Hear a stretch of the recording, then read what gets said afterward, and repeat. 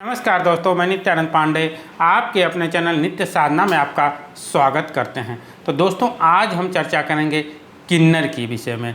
किन्नर अगर आपको किस रास्ते में मिल जाता है, किन्नर आपके घर पर आ जाता है, तो यह काम आपको ज़रूर कर लेना चाहिए। इससे आपका भाग्य उदय होगा। आपका भाग्य उदय होने में कोई रोक नहीं सकता। तो इस काम को आप ज़रूर कर लें। अगर किन्नर मिल जाता है तो आपका दुख, दर्द, तकलीफ़ सब खत्म हो जाएगा। आपके किस्मत के बंद ताले खुल जाएंगे। दोस्तों, दुआएं, किन्नर की दुआएं भाग्य बदल देती हैं। इतना प्रभाव पड़ता है हमारे जीवन पर।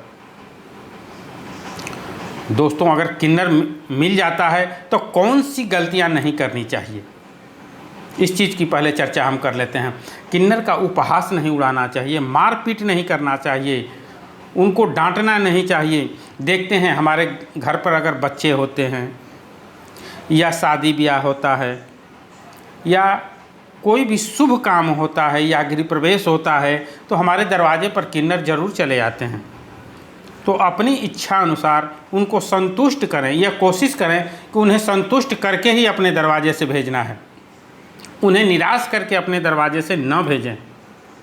किन्नर का दिया हुआ दान अक्षय पुण्य प्रदान करता है। दोस्तों, किन्नरों की दुआ अगर लग जाती है तो आदमी रंक से राजा हो जाता है। अगर उनकी बद्दुआ लग जाती है तो राजा से रंक होने में भी देर नहीं लगता है। किन्नरों को श्री रामचंद्र जी ने वरदान दिया था। जब श्री रामचंद्र जी वनवास को जा रहे थे, तब आप तो जानते हैं श्री रामचंद्र जी से पूरे अयोध्या वासी प्रेम करते थे। और उनको मनाने के लिए जब श्री रामचंद्र जी, सीता जी, लक्ष्मण जी अयोध्या से जा रहे थे वन को, तब उन्हें भरत जी और अयोध्या वासी उन्हें मनाने के लिए गए, जिसे सबको समझा करके बुझा करके श्री रामचंद्र जी ने घर वापस जाने को कहा।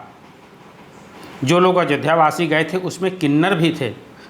सबको समझा बुझा करके उन्होंने घर वापस के लिए कि सब नर नारी अपने घर को वापस जाएं, और सबको लौटा करके उन्होंने वन को चले गए। लेकिन उन्होंने यह नहीं कहा कि किन्नर को वापस होने के लिए नहीं कहा। तो इस वजह से किन्नर उसी रास्ते में वहीं खड़े रह गए। और जब वन जाने के बाद 14 वर्ष बाद जब वापसी हुई, तो श्री रामचंद्र जी से किन्नर वहीं खड़े हुए मिले। तो श्री रामचंद्र जी से ने जब पूछा किन्नरों से कि आप लोग वापस क्यों नहीं गए, तो उन्होंने कहा कि सब नार और नारी को आपने वापस होने को कहा, लेकिन हम लोगों को वापस होने के लिए नहीं कहा। इस वजह से हम लोग यहीं खड़े हैं। श्री रामचंद्र जी ने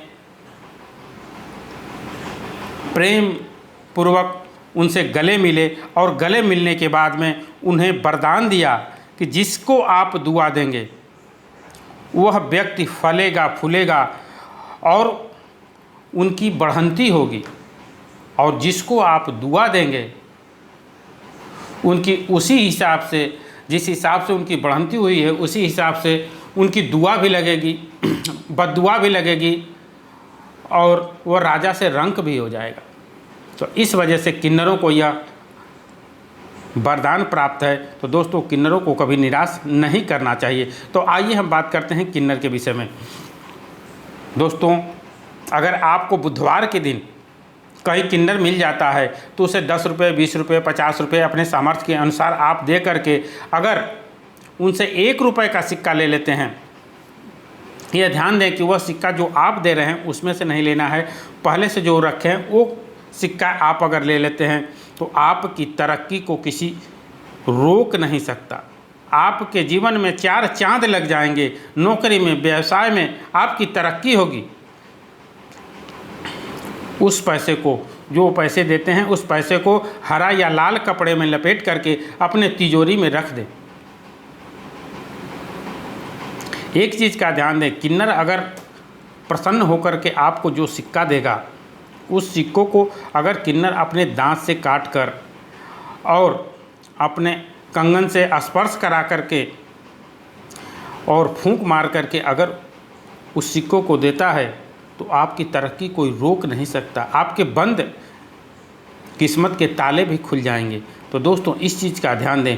बुधवार के दिन अगर मिल जाता है तो एक सिक्का आप ज़रूर लें। अगर सावन मास में बुधवार के दिन मिल जाता है तो और ही अच्छा है।